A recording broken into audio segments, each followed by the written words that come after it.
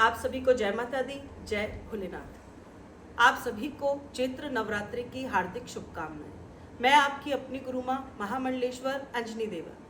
मैं आपको बता दूं कि कल से नवरात्रि प्रारंभ हो रहे हैं। ये 30 तारीख से इसकी शुरुआत रहेगी। कल संवत बदल जाएगा। 2082 संवत में चैत्र नवरात्रि प्रारंभ हो रहे हैं और वार है रविवार, आप सब जानते हैं। बहुत ज़रूरी बातों को मैं बताऊंगी और वीडियो को बहुत छोटे से रूप में मैं आपके लिए बनाने जा रही हूँ। नवरात्रि बहुत शुभ रहेगी क्योंकि माँ जो है रविवार अथवा हाथी पर सवार होकर आ रही है। सुख सौभाग्य की वृद्धि में बढ़ोतरी होगी अगर आप माई के नवरात्रे नियम और सावधानी के साथ रखेंगे।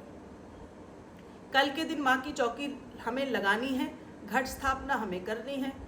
घट स्थापना का जो समय है वो सुबह का रहेगा। 6:15 से ये शुरू होगा और 10:20 पर ये समापन हो जाएगा। दूसरा मुहूर्त दोपहर का रहेगा जो कि 12 बजे से शुरू होकर 12:50 पर खत्म होगा। इसी के बीच में आपको कलश स्थापना करनी है, माता को चौकी पर विराजमान करना है और उनके सामने आपको एक नारियल रखना है, जो कि नारियल छील के रखना है। जो आपने कलश के ऊपर नारियल रखना है वो बिना छिला हुआ होना चाहिए और छील कर रखने वाले को हम भेंट कहते हैं। आप उस पर 101, 151 इस प्रकार से आप उसके ऊपर नोट जरूर रखिए। 11, 21, 51 नहीं रखने हैं। कारण यही है कि ये कलयुग है। अब अगर आप भगवान से कुछ बड़ा मांगना चाहते हैं तो अरदास को भी बढ़ाकर ही रखना चाहिए। 100 रुपये से अरदास जरूर शुरू कीजिए। 100, 151, 251, 501, बाकी आपकी जितनी श्रद्धा हो। वे नारियल जो भेंट के रूप में आप लगाएंगे वही प्रसाद है जो आप कन्या पूजन में उसे खोलेंगे और कन्याओं को प्रसाद में देंगे। कलश पे रखा हुआ नारियल अष्टमी पूजन के बाद विसर्जन की ओर जाता है। उस भेंट को हम घर नहीं रखते हैं, ठीक है। अब बात मैं ये कर लेती हूँ कि माता जी को जब हम विराजमान करते हैं तो उन पर नई चुन्नी हम लगाते हैं, उन्हें नई चुन्नी अर्पण करते हैं, फूल माला हम उन्हें लगाते हैं, चंदन कुमकुम का तिलक उनको समर्पित करते हैं। इस प्रकार से मीठा प्रसाद, कोई भी दूध से बनी हुई बर्फी आप भगवान के भोग में लगा सकते हैं। फल इत्यादि अर्पण करने के बाद हम फूल अर्पण करते हैं क्योंकि माँ को जो प्रिय पुष्प रहता है वो गुलाब रहता है। यूँ तो अनेकों वीडियो हैं जिसमें ये चढ़ाए वो चढ़ाए, लेकिन लाल चीज़, लाल पुष्प, लाल फल, ये सब चीज़ें माँ को बहुत प्रिय है। जिसमें माँ को सिंदूर यानी माथे पर लगा हुआ तिलक, ये माता जी को सबसे ज़्यादा प्रिय रहता है। साफ आसन बिछाएं, शुद्ध साफ वस्त्र पहने, सिर को अवश्य धोएं। सिर धोने के बाद उसे थोड़ा सा लपेट लें। सिर ढकने के बाद माँ की ज्योत को प्रज्वलित करें और प्रसाद में आप 2 लौंग, 1 इलायची माँ को भोग में जरूर लगाएं। पंचमेवे का भोग क्योंकि माँ को बहुत प्रिय है तो उसमें ही आप लौंग इलायची का इस्तेमाल कर सकते हैं। बात करूंगी देसी घी अखंड ज्योत की। ये अखंड ज्योत माँ को बहुत प्रिय इसलिए है क्योंकि 9 दिनों में स्थायी रूप से जो लोग पूजा करते हैं वे अखंड ज्योत को लगाते हैं। अखंड ज्योत यूँ तो माँ के सन्मुख हम रखते हैं, लेकिन कुछ जगहों पर जो 2 अगर आप ज्योत का इस्तेमाल करते हैं तो वे जो है दिशा को अलग अलग कर देता है। ऐसे अपने सीधे हाथ की तरफ आपको देसी घी की ज्योत लगानी है क्योंकि देसी घी यानी गाय के घी की जो ज्योत होती है वो घर में सुख समृद्धि लेके आती है और जीवन जो है आनंदित रहता है, खुशहाली का प्रतीक है। साथ में आपको कलश रखना है। जो लोग खेतरी बीजते हैं उनको ज्वारे बीजने हैं। कैसे? कसोरा लेना है, उसमें आप रेत या फिर खेत की मिट्टी ले सकते हैं। ज्वारे आप साफ सुथरे ज्वारे लीजिए, उसमें किसी भी प्रकार का कोई कीड़ा ना हो, उसे कपड़े से अच्छी तरह साफ कर लीजिए और फिर उस ज्वारे को आप मिट्टी में जरूर बोएं। माँ को भोग बहुत प्रिय है, सुबह शाम की आरती जरूर करनी है। दुर्गा सप्तशती एवं दुर्गा स्तुति का विशेष महत्व है। भूखा रहना नवरात्रि का कोई नियम नहीं है, आप खाकर भी नवरात्रि कर सकते हैं, लेकिन जिसने पाठ पूजा आराधना दुर्गा सप्तशती या दुर्गा स्तुति का कोई पाठ न किया है, न सुना है, तो ऐसी भक्ति आपके किसी काम की नहीं है।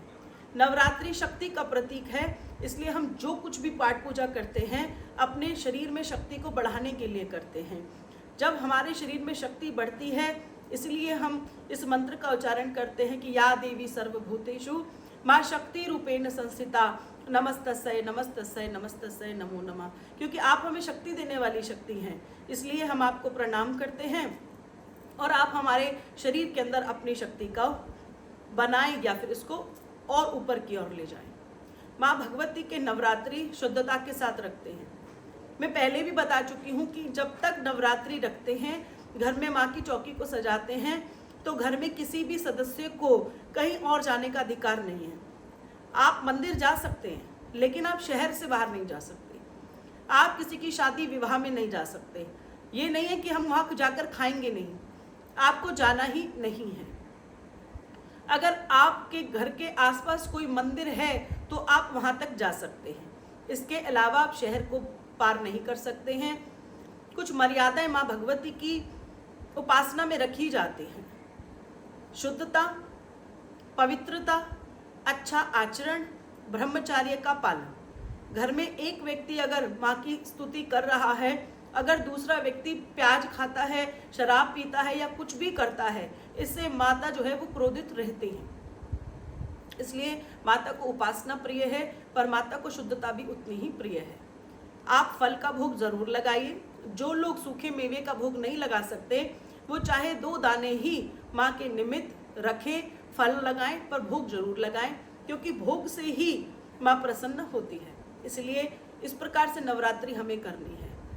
श्रृंगार का सामान पर विशेष कहूँगी, आप श्रृंगार जो अर्पण माँ को करते हैं वे कभी माँ को स्वीकार नहीं होता, क्योंकि आप चाहे कितनी भी कोशिश कर लीजिए, आज महंगाई का जमाना समझ लीजिए या जो भी, आप जो श्रृंगार माँ को अच्छे से अच्छा भी चढ़ाते हैं वो भी कहीं ना कहीं कम ही रहता है।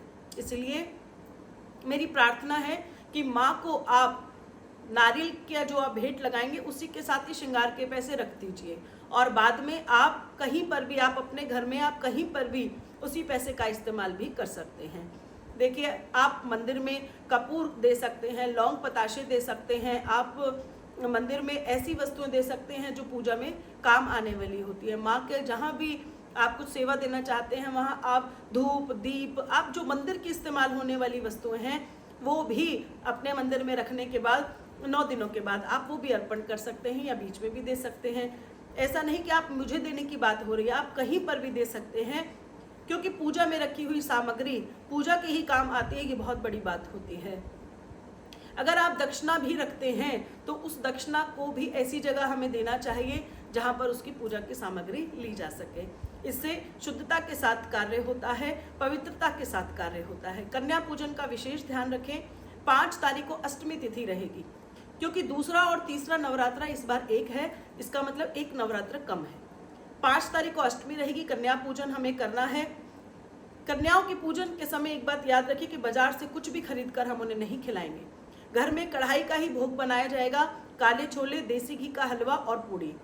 कोई कन्या किस तरीके से खाएगी इसकी चिंता आप न करें। आप उन्हें दक्षिणा दीजिए, फल दीजिए और प्रसाद में यही दीजिए। कोई फ्रूटी नहीं जाएगी, कोई लेस कुरकुरे चिप्स नहीं जाएंगे, बाहर की कोई चीज़ आप नहीं उनको खिलाएंगे।